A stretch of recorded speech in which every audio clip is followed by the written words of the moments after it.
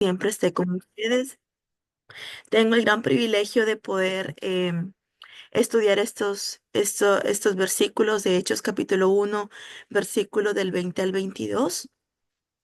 Eh, Vamos a leer los dos primeros versículos. Dice, es necesario pues que de estos hombres que han estado juntos con nosotros todo el tiempo que el Señor entraba y salía entre nosotros, comenzando desde el bautismo de Juan hasta el día en el que de entre nosotros fue recibido arriba. Uno se ha hecho testigo con nosotros de su resurrección. Los apóstoles y los otros tenían una labor más que cumplir durante el periodo de espera. Tenían que asegurarse de el reemplazo de Judas. Este reemplazo era una parte importante de la preparación para el día de Pentecostés. ¿Y por qué era necesario este reemplazo, amadas hermanas? Realmente no era el propósito establecer un precedente con respecto al reemplazo de cada apóstol cuando muriera. Por ejemplo, cuando mataron a Jacobo, el hermano de Juan, no hay indicación de que fuera reemplazado. Pero lo cierto es que Pedro dijo que Judas tenía que ser reemplazado, porque Judas dejó el ministerio y el apostolado. Judas tenía que ser reemplazado no porque murió, sino porque dejó el ministerio apostólico. Ellos sentían que era urgente reemplazar a Judas para que el grupo de los apóstoles pudiera disfrutar de fortaleza plena otra vez, siendo un número de 12. Era de gran importancia que ellos fueran 12 nuevamente, así cuando el Espíritu Santo viniera fueran los 12. Nos preguntamos por qué tenía que estar 12 apóstoles el día de Pentecostés, ¿verdad?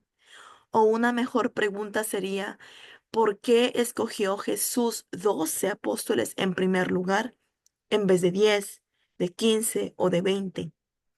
Aparentemente Jesús escogió a 12 apóstoles para que correspondieran con las 12 tribus de Israel. Durante su ministerio personal de Jesús, él habló de la recompensa de sus discípulos con estas palabras. Por ejemplo, Mateo capítulo 19, versículo 28 dijo, de cierto os digo que en la regeneración, cuando el Hijo del Hombre se siente en el trono de su gloria, vosotros que me habéis seguido, también os sentaréis sobre 12 tronos para juzgar a las 12 tribus de Israel. Notemos el énfasis de los 12 apóstoles sobre los 12 tronos juzgando a las 12 tribus. Al acercarse el tiempo para el establecimiento del reino que iba a ser en el día de Pentecostés, era imperativo restaurar el número de apóstoles a 12 otra vez. Vemos que Pedro estaba de nuevo en una posición de liderazgo, ¿verdad? Él estaba liderando. Y Pedro enfatizó que Judas fue realmente un apóstol. Él dijo, y era contado con nosotros y tenía parte en este ministerio. Judas había sido seleccionado como todos los apóstoles, como todas sabemos, por sus habilidades, por su potencial, y había recibido todos los derechos y privilegios que los otros apóstoles habían recibido. Cuando los demás fueron comisionados a echar espíritus malos y sanar a toda enfermedad, Judas también estaba incluido. El problema de Judas, hermanas, no era que él fue un diablo desde el principio, ¿verdad? Él no comenzó en lo bajo y se quedó en lo bajo, sino que él comenzó en lo alto, hermanas. Él fue seleccionado, pero después él cayó a lo bajo. He aquí tomo un paréntesis para dar una advertencia para cada una de nosotras que estamos escuchando en esta mañana esta hermosa meditación, que somos seguidoras e hijas de Jesús.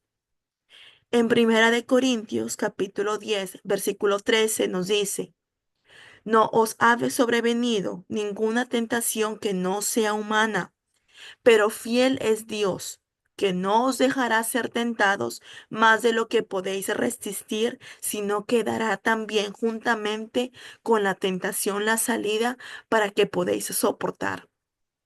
¿Qué pasó con Judas? Judas no soportó la tentación, dejó que el enemigo, el Satanás, el diablo, haga de su vida lo que quiera. Y recordemos este versículo, hermanas, porque Satanás está acechando a las hijas del Señor. No nos deja tranquila en ningún momento. Recordemos que el enemigo está molesto con lo que estamos haciendo, está airado porque estamos perseverando y estamos continuando en el Señor. Entonces recordemos este versículo que es una promesa de esperanza y consuelo para nosotras que enfrentamos tentaciones y pruebas en nuestra vida. Recordemos que las tentaciones son una realidad, hermanas. No podemos evadirlas y a veces no hablar de eso. Dios nunca nos dejará solas en ellas. Él nos provee de los recursos y la gracia necesaria para resistir, pero tenemos que luchar. Judas no luchó. Judas se envaneció en sus conocimientos y sus pensamientos. Recordemos siempre la fidelidad de Dios y su constante provisión para nuestra protección, hermanas, y nos da la resistencia en medio de las pruebas. Siempre tenemos que confiar en el Señor, buscar su guía y perseverar en la fe, ¿verdad? Sabiendo que con su ayuda podemos superar cualquier tentación, con su ayuda, no solas. Bueno, recordemos que en el versículo 16, ya como las hermanas lo han estudiado, de Hechos, Pedro había dicho que era necesario que se cumpliese la escritura que en el Espíritu Santo habló antes por la boca de David acerca de Judas. Y vemos eso en el versículo 20, en el mismo capítulo. Pedro dice en el pasaje, porque está escrito en el libro de los Salmos, se ha hecha desierta su habitación, y no haya quien more en ella, y tome otro su oficio. Aquí Pedro citó las palabras de David en el Salmo capítulo 69, versículo 25, y Salmos capítulo 109, versículo 8. Ambos salmos hablan acerca de los poderosos enemigos de David, hombres en posiciones de liderazgo. Y estos hombres estaban en contra de David y trataban de derrocarlo y de removerlo del trono. Y David lo que hizo fue oró a Dios que más bien lo removiera a ellos y lo reemplazara realmente con líderes piadosos y confiables. Nosotras, como hacemos cada miércoles, ¿verdad, hermanas? Oramos por nuestros líderes. Qué gran importancia es orar por ellos para que Dios los guíe, los llene de amor, de sabiduría, especialmente, hermanas. Así como David lo hizo. Y Pedro, en efecto, dijo que como David era un tipo de Mesías, estos pasajes prefiguraban la traición de Judas. Qué hermoso ver cómo hay una comparación del Antiguo Testamento y el Nuevo Testamento, ¿verdad? Cómo Dios es maravilloso.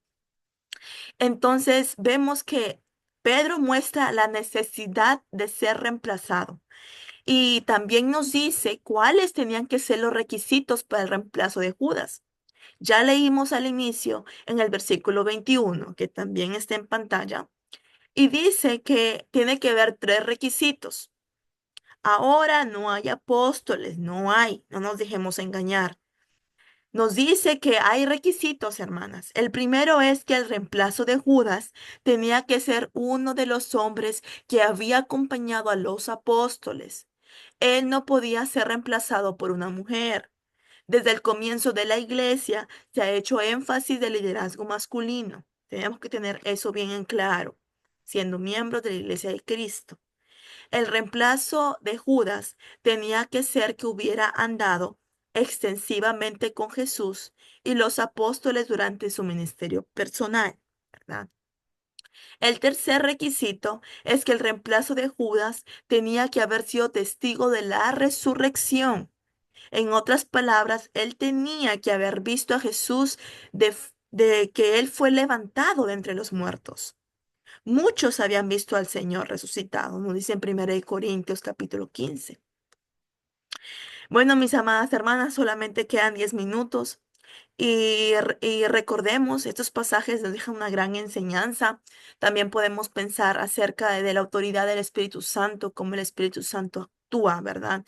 En la búsqueda de reemplazo de Judas, que sabemos que fue Matías, la elección, y demuestra cómo el Espíritu Santo fue la guía y la autoridad en la iglesia primitiva y sigue siendo en nuestras vidas. El Espíritu Santo es el que nos guía, Él es nuestro Dios que está con nosotros, que nos redarguye, ¿verdad? El que nos da la oportunidad de continuar, de perseverar.